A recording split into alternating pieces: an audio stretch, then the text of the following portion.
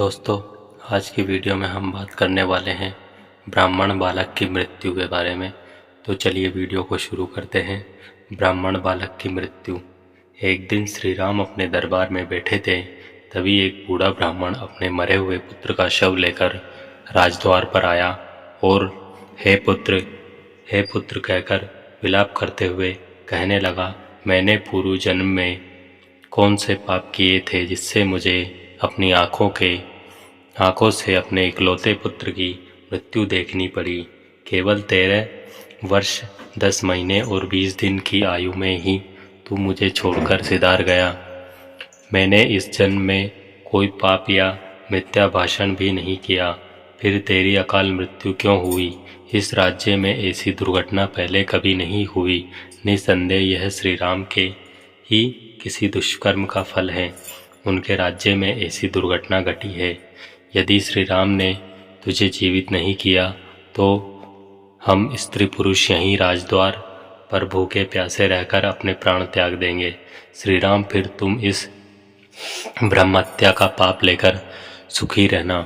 राजा के दोष से जब प्रजा का विधिवत पालन नहीं होता, तभी प्रजा को ऐसी विपत्तियों का सामना करना पड़ता है।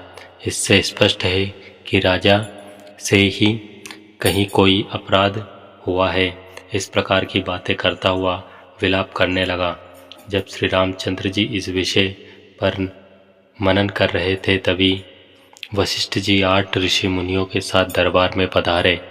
उनमें नारद जी भी थे।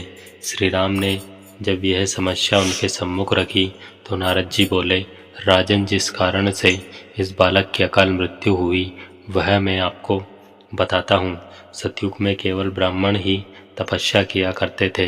फिर त्रेता के आरंभ में क्षत्रियों को भी तपस्या का अधिकार मिल गया। अन्य वर्णों का तपस्या में रत होना अधर्म है। हे राजन, निश्चय ही आपके राज्य में कोई शूद्र वर्ण का मनुष्य तपस्या कर रहा है, उसी से इस बालक की मृत्यु हुई है। इसलिए आप रोज खोज कराइए कि आपके राज्य में कोई व्यक्ति कर्तव्य की सीमा का उल्लंघन तो नहीं कर रहा। इस बीच ब्राह्मण के इस बालक को सुरक्षित रखने की व्यवस्था कराइए। नारद जी की बात सुनकर उन्होंने ऐसा ही किया। एक और सेवकों को इस बात का पता लगाने के लिए भेजा कि कोई अवांछित व्यक्ति ऐसा कार्य तो नहीं कर रहा है जो उससे नहीं करना चाहिए। दूसरी ओर प्रिय पुत्र के शरीर की सुरक्षा का प्रबंधन कराया। वे स्वयं भी पुष्पक विमान में बैठकर ऐसे व्यक्ति की खोज में निकल पड़े।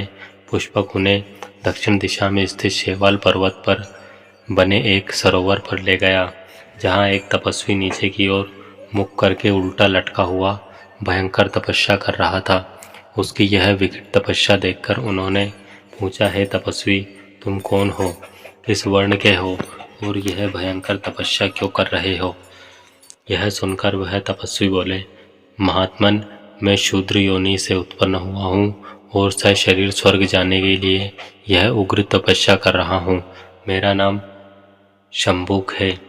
शंभुक की बात सुनकर रामचंद्र ने म्यान से तलवार निकालकर उसका सिर काट डाला।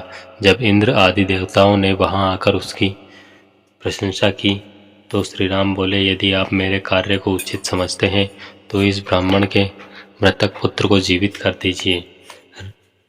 राम के अनुरोध को स्वीकार कर इंद्र ने विप्रपुत्र को तत्काल जीवित कर दिया।